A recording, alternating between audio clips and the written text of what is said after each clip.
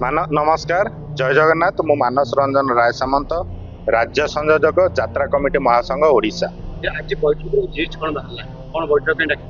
आमे आज राज्य स्तरीय बैठक डाकिलु प्रत्येक जिले में आमर जो कार्यकर्ता अच्छा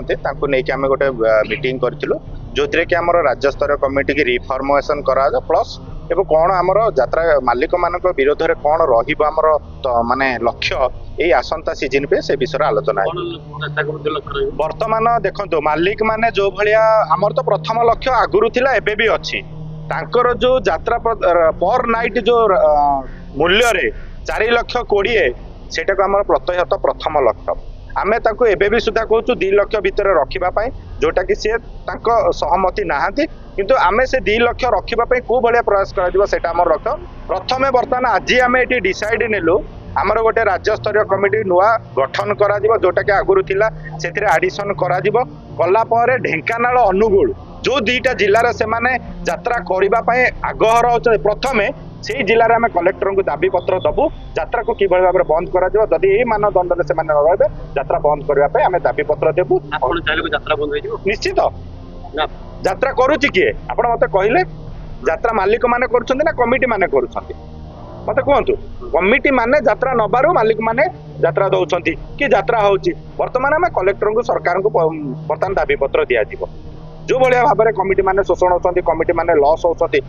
कि भाव में मालिक मान जो भाया कमिटी माने जो शोषण होती न करने गोटे कलेक्टर को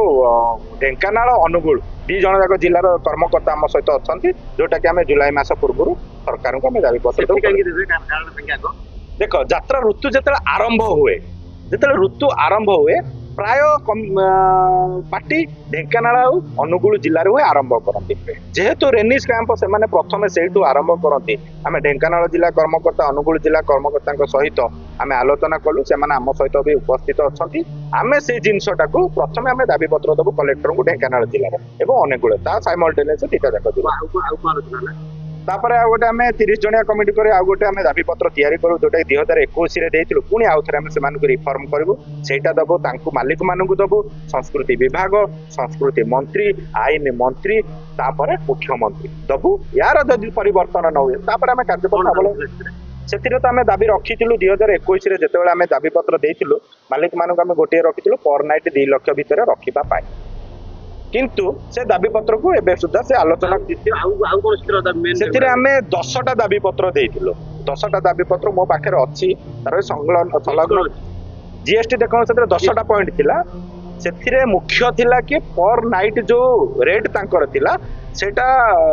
बोध हुए 1 ରୁ 1.5 लक्ष भितर मो पाखे अच्छे मुझे देखिए कहीदेवी सेटा आम 2021-22 देइथिलु दाबी पत्र बर्तमान आम से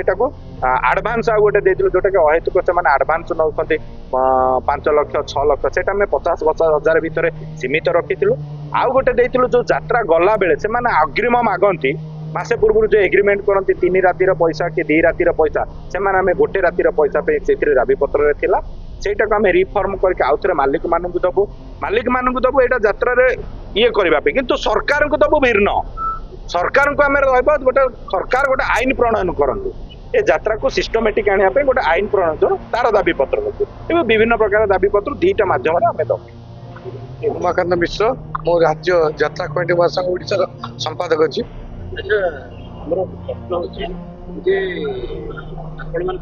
यात्रा बंद माने मालिक मान आलोचना यात्रा बंद कर शुणु आम मालिक मान 2024 बेलू दे गोटे मेमोरांडम दे गोटे दाबी पत्र दे मालिक से दाबी पत्र को रखिले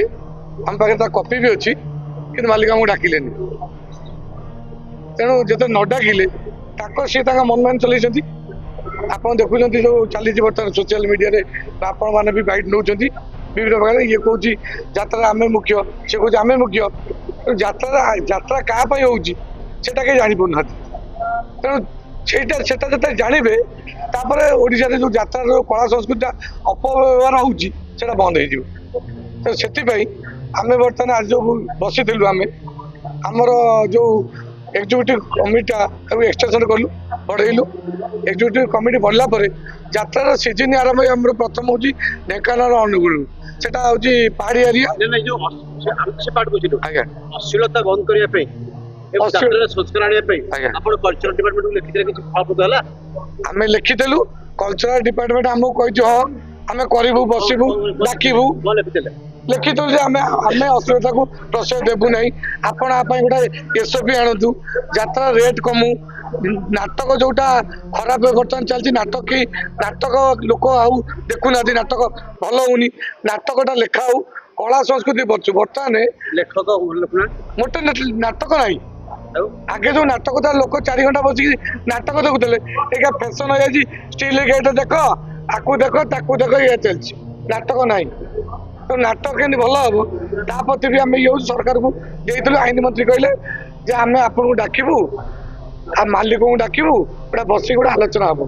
ଏପର୍ଯ୍ୟନ୍ତ ଡାକି ନାହାନ୍ତି।